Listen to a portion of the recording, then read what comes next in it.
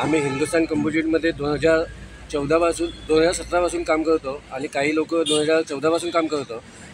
आम्ही कंपनीमध्ये केस टाकली होती परवान्यासाठी आणि आता कंपनीत आमच्या म्हणजे केस चालू असताना आम्हाला कंपनीने मागच्या वर्षी जानेवारी महिन्यापासून आम्हाला बेदखल म्हणजे कंपनीतून कमी करण्यात आलं आहे।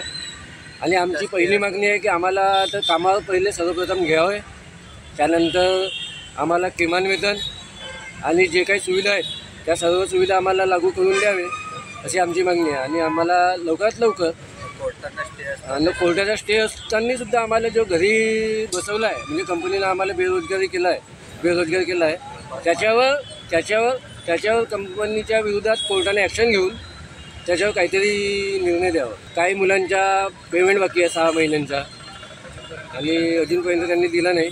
2014 पासून 6 महिन्याचा पेमेंट बाकी आहे मुलांच्या आणि आम्ही वारंवार तपासी साहेबांकडे जातो आहोत, तर त्यांनी आमची काही ऐकत नाही आहेत। आमची लेबर कोर्टामध्ये पण केस होती, तिथं पण ते तपासी साहेबांनी पैसे वगैरे देऊन फसवणूक केली आमची मुलांची। आणि आम्ही 21 मुलं आहेत, ह्या 21 मुलांचे परिवार आहेत सर्व, ते आता सर्व घरी बसून आहे आणि उपासमारीची वेळ आलेली आहे।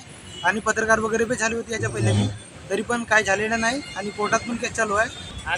आमची कोर्टामध्ये केस चालू आहे ना। आमच्या नका कोर्टाने स्टे ऑर्डर दिल्यानंतर बी आम्हाला एक वर्षापासून आम्हाला घरी ठेवलेलं आहे ना। आम्हाला नाही का घ्या म्हटलं तर नाही का ते म्हणतात का आमचे दोनही केस मागे घेऊ। त्याच्यानंतर पण आमचं म्हणणं असं आहे का जोपर्यंत आमच्या कोर्टाचा निर्णय होत नाही तोपर्यंत आम्ही केस चालवू।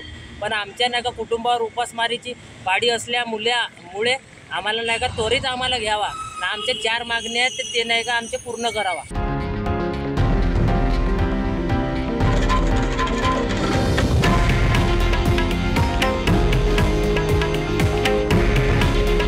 हे आहे देशातील नंबर 1 न्यूज नेटवर्क आणि आपण पाहत आहात TV9 मराठी।